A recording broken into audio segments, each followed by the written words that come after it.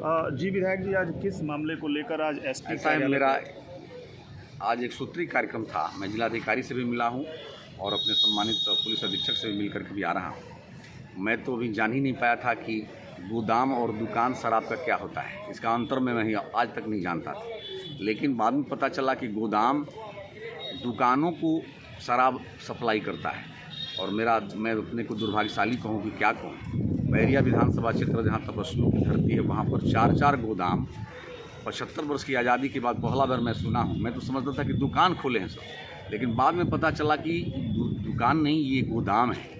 तब मैंने अधिकारियों के यहाँ जाकर के आज जिलाधिकारी को भी और अपने सम्मानित पुलिस अधीक्षक को भी मैं दिया हूँ कि एक ब्लॉक में 3 गोदाम और एक ब्लॉक में 1 गोदाम, और वो भी चारों गोदामों का जो लोकेशन है, एक घाघरा के किनारे नदी किनारे और दूसरा जो है दुकटी गंगा के किनारे। वहाँ से या तो वहाँ से कौन दुकान खरीदने के लिए जाएगा, तो सिवाय वो जो है शुद्ध रूप से तत्कालीन जिलाधिकारी, मैं तो बिल्कुल आरोप लगाऊंगा कि बिना किसी चीज़ का सत्यापन किए जिलाधिकारी और जिला जो आबकारी अधिकारी है, दोनों की मिली भगत से भ्रष्टाचार का भेंट चढ़ा हुआ है। और जो इसके पहले जिलाधिकारी थे, उन्होंने दोनों लोग साजिश करके प्री प्लानिंग करके धन कमाने के उद्देश्य से भ्रष्टाचार को जो है पराकाष्ठा पर पहुंचाया है और पूरे बैरिया विधानसभा क्षेत्र को मैं कहता हूं कि मंदिरालय का रूप कर ले लिया है। विधायक जी, कहीं ना कहीं ये बॉर्डर पर है। पहले मुख्यालय पर हुआ करते थे, अब ये बॉर्डर पे। तो मानते हैं कि अब बिहार में तस्करी करने के लिए इन गोदामों स्वाभाविक है, इसमें कहाँ दो रहा है। ये सभी अधिकारी मिली भगत करके केवल तस्करी करने के उद्देश्य से, लेकिन उससे समाज जलेगा, समाज का जुआ बर्बाद होगा। इसलिए सामाजिक कार्यकर्ता होने के नाते मेरा धर्म है कि ऐसे अनैतिक और नियम विरुद्ध जो कार्य चल रहे हैं उस पर प्रतिबंध लगना चाहिए, जिससे समाज बच सके। विधायक जी, अभी देखा ये भी जा रहा है कि आबकारी विभाग के द्वारा जिन लोगों को लाइसेंस दिया गया है, इसमें दर्जनों ऐसे अनुज्ञापी हैं जो कि अपराध में उनके ऊपर आपराधिक मुकदमे दर्ज हैं, और जबकि सरकार का ये कानून नियम कहता है कि जिनके ऊपर मुकदमे आपराधिक दर्ज है उनको लाइसेंस नहीं दिया जाएगा, लेकिन विभाग जो है वो कुंभकर्णी नींद में सोई है। ऐसा है पत्रकार जी, मैं चूंकि व्यक्तिगत रूप से जानता नहीं हूँ कि किसके कौन अनुज्ञापी है क्या नहीं है। मैं इस विषय का विरोध प्रबल कर रहा हूँ कि गोदाम हमेशा जो है बॉर्डर से 20-25 किलोमीटर की दूरी पर होना चाहिए और जिला मुख्यालय पर होना चाहिए या तहसील मुख्यालय पर होना चाहिए, जो मैं जानता हूँ। लेकिन ये भ्रष्ट आबकारी अधिकारी और इसके पहले पूर्व के जिलाधिकारी ने ये जो है भ्रष्टाचार करके इस तरह की गंदी सोच के आधार पर और द्वाबा को जलाने का प्रयास किया है। लेकिन मेरा प्रयास होगा कि जो नियम विरुद्ध गोदाम वहाँ पर स्वीकृति दिए हैं लोग, उसको मैं कुछ योगी जी से भी जरूरत होगा तो मिल करके इसको प्रयास करूँगा कि भाई इसको। तो क्या ऐसे विभागीय अधिकारियों पर कार्रवाई होनी चाहिए जो मिली भगत नहीं, करके? शुद्ध रूप से जिला आबकारी अधिकारी पर तो बिल्कुल दंडात्मक कार्रवाई होनी चाहिए।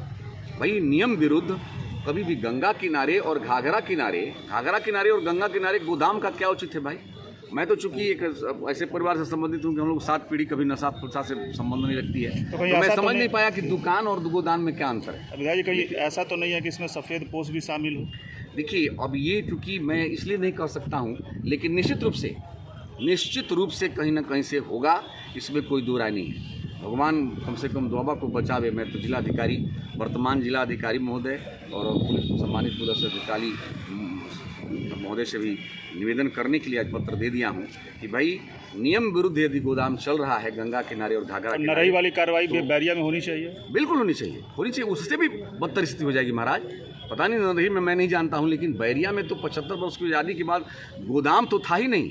दुकानें थी शराब की, लेकिन गोदाम नहीं था। 4 गोदाम, मुरली छपरा में 3 गोदाम और बकुलहा में, शोभा छपरा में और दोकटी में गोदाम, दोकटी दियारे में गोदाम, और 1 गोदाम बिशुनपुरा में जो घाघरा किनारे है, जहाँ पर उसके बाद घाघरा ही पड़ती है, कोई गांव भी नहीं। अच्छा, ये विधायक जी आपका क्षेत्र रहा, तो ये मानते हैं कि बैरिया में भी जैसे नरई में अवैध वसूली शराब वालों से, बालू वालों से, अनाज वालों से लिया, बैरिया में भी क्या ऐसा कुछ चलता है? ऐसा है, देखिए मेरे भाई, आप लोग पता करके लीजिएगा कि पहला मैं विधायक था कि 2017 में विधायक बनने के बाद से चांदी और पुलिस चौकी पर वसूली बंद करा दिया, और आज तो परंपरा कायम है मेरे विधायक से हटने के बाद। सूत्र तो बताते हैं कि आज भी वसूली होते हैं, चाहे वो ड्रग्स हो, शराब से, जैसा कि आप ही कह रहे हैं कि शराब की तस्करी होता है। ड्रग्स वाली बात तो नहीं कह सकता मैं, लेकिन पुलिस कोई चांदीर चौकी पर वसूली इस समय नहीं करती।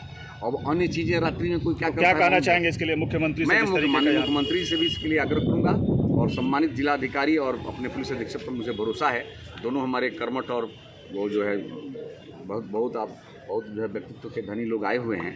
तो मेरा विश्वास है कि ये अधिनियम विरुद्ध गोदाम निर्मित स्वीकृति मिली होगी तो बंद होगा और समाज को से संस्कार राहत मिलेगा। विश्वास तो कहीं ना कहीं एक विपक्ष में भी रहे और प्रदेश में जंगल राज पर भाषण भी दिए हैं कि हाँ। दूसरे विपक्षी दलों की सरकार में जंगल राज रहा है, लेकिन जंगल राज में कभी बलिया में पुलिस चौकी पर किसी को गोली नहीं मारी गई, थाने पर किसी की हत्या नहीं की गई, गेट पर एक पुलिसकर्मी पर कार्रवाई नहीं होती। क्या लग रहा है कि यहाँ भाजपा की सरकार चल रही है कि पुलिस की सरकार? ऐसा है पत्रकार जी, अपराधी पर नियंत्रण करने का जो संस्कार पूज्य योगी आदित्यनाथ में है, देखिए घटनाएं घटती हैं लेकिन नेता की और प्रशासन की नियत देखा जाता है। यदि कार्रवाई नहीं होता दोनों तो मामलों में तो किसी में पुलिस पर कार्रवाई बिल्कुल कोई नहीं हुई। आप देखिए अब सपा के कार्यकाल की आप बात कर रहे हैं इस समय, तो मऊ में 120 आदमी मारे गए दंगा में, उसकी चर्चा नहीं बलिया की बात नहीं कर रहा, मैं बलिया में बात कर रहा हूं। बलिया में भी कम से कम दर्जनों हत्याएं साल हो जाया करती। नहीं, थाने पर हुआ करती थी। थाना यदि शहर में थाना है और घटना करने वाला व्यक्ति भी वहीं का है तो ये थाना शब्द मत कहिए, स्थान कह सकते हैं। हनुमानगंज पुलिस चौकी पर क्या हुआ था? मैं उसकी घटना के बारे में नहीं जानता हूँ, नहीं, लेकिन वो जो है जो भी